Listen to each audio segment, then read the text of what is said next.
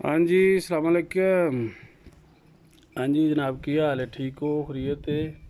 ਅਸੀਂ ਅੱਜ ਪਿੰਡ ਆਏ ਆ ਤੇ ਤੁਹਾਨੂੰ ਪਿੰਡ ਦੇ ਲੋਕਾਂ ਦੇ ਰਹਿਣ ਸਹਿਣ ਔਰ ਜਨਾਬ ਮੇਰੀ ਉਹਨਾਂ ਦਾ ਡੇਰਾ ਔਰ ਤਰੀਕਾਕਾਰ ਤੁਹਾਨੂੰ ਦੱਸੀਏ ਕਿ ਇਹ ਸਾਡਾ ਭਾਈਏ ਦਾ ਘਰ ਹੈ ਔਰ ਇਹ ਉਹਨਾਂ ਨੇ ਜਨਾਬ ਮੇਰੀ ਮੱਝ ਇੱਕ ਰੱਖੀ ਹੈ ਔਰ ਇਹ ਦੋ ਜਨਾਬ ਮੇਰੀ ਇਹਨਾਂ ਕੋਲ ਇੱਕ ਗਾय ਦਾ ਬੱਚਾ ਹੈ ਔਰ ਇੱਕ ਮੱਝ ਦਾ ਜਿਹੜਾ ਤੇ ਬੜਾ ਜ਼ਬਰਦਸਤ ਇਹਨਾਂ ਨੇ ਡੇਰਾ ਬਣਾਇਆ। ਇਹ ਦੇਖੋ ਸਾਡੇ ਵਾਸਤੇ ਚਾਹ ਬਣਦੀ ਹੈ ਵੀ, ਠੀਕ ਹੈ ਜੀ।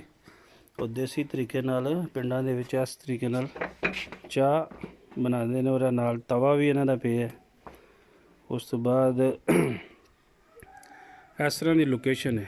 ਇਹ ਇਹਨਾਂ ਦੇ ਘਰ ਦਾ ਸਾਰਾ ਜਨਾਬ ਮੇਰੀ ਡੇਰੇ ਦਾ ਲੋਕੇਸ਼ਨ ਹੈ। ਇਹ ਉੱਤੇ ਟੈਂਕੀ ਵੀ ਇਹਨਾਂ ਨੇ ਸੀਮੈਂਟ ਦੀ ਬਣਵਾਈ ਹੈ ਤਾਂ ਕਿ ਗਰਮੀਆਂ ਔਰ ਸਰਦੀਆਂ ਦੇ ਵਿੱਚ ਜਿਹੜਾ ਨਾ ਇਹਦਾ ਟੈਂਪਰੇਚਰ ਸਹੀ ਰਹੇ। ਚਲੋ ਜੀ, ਤੇ ਉਸ ਤੋਂ ਬਾਅਦ ਨਾਲ ਵਾਲੇ ਪਾਸੇ ਇਹਨਾਂ ਨੇ ਇੱਕ ਛੋਟਾ ਜਿਹਾ ਕੁੱਤਾ ਵੀ ਰੱਖਿਆ ਜਿਹੜਾ ਇਹਨਾਂ ਦੇ ਘਰ ਦੀ ਨਾ ਰਾਖੀ ਕਰਦਾ ਔਰ ਇਹਨਾਂ ਦੇ ਘਰ ਜਿਹੜਾ ਵੀ ਬੰਦਾ ਆਵੇ ਉਹ ਸਮਝ ਲਓ ਕਿ ਇਹਦਾ ਕੰਮ ਹੈ ਪਹਿਲਾਂ ਹੀ ਸ਼ੋਰ ਸ਼ਰਾਬਾ ਕਰਨਾ ਸ਼ੁਰੂ ਕਰ ਦੇਣਾ ਤਾਂ ਕਿ ਸਾਰੇ ਜੀਆਂ ਨੂੰ ਪਤਾ ਲੱਗ ਜਾਏ ਵੀ ਬਾਹਰ ਕੋਈ ਬੰਦਾ ਆ ਗਿਆ, ਠੀਕ ਹੈ ਜੀ। ਇਹ ਇਹਨਾਂ ਦੀ ਲੋਕੇਸ਼ਨ ਹੈ ਔਰ ਅੱਗੇ ਜਾ ਕੇ ਇਹਨਾਂ ਨੇ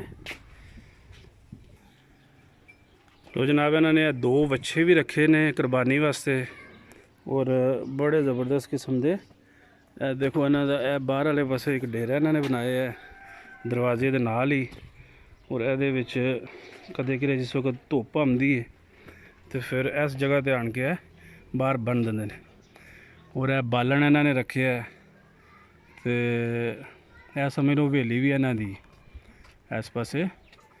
तो यह जनाब मेरी दो जानवर ने इन्होंने कोले ये पसंद करके दसो वे जड़ा ज़्यादा खूबसूरत है वो ये कह रहे हैं कि भी असी जड़ा ना आपे कुर्बानी देवांगे और दूसरा जड़ा वो इन्होंने ये वेचण का इरादा रखते हैं, ठीक है जी।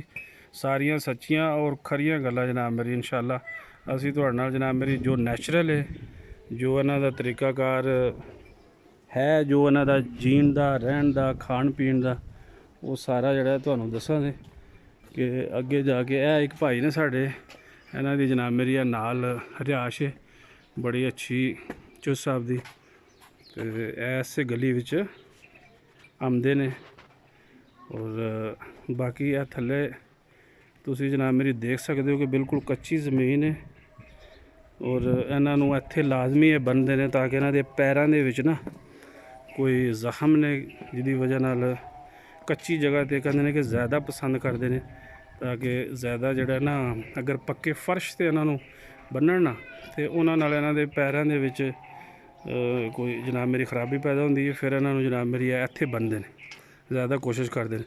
तो पहला ज़रा सर्दी सी तो हुण जूं जूं धुप शुप चढ़ती भी मौसम अगू सही होंदा पिया तो फिर जड़ा ज़्यादा इत्थे हवेली है बनते हैं, ठीक है जी।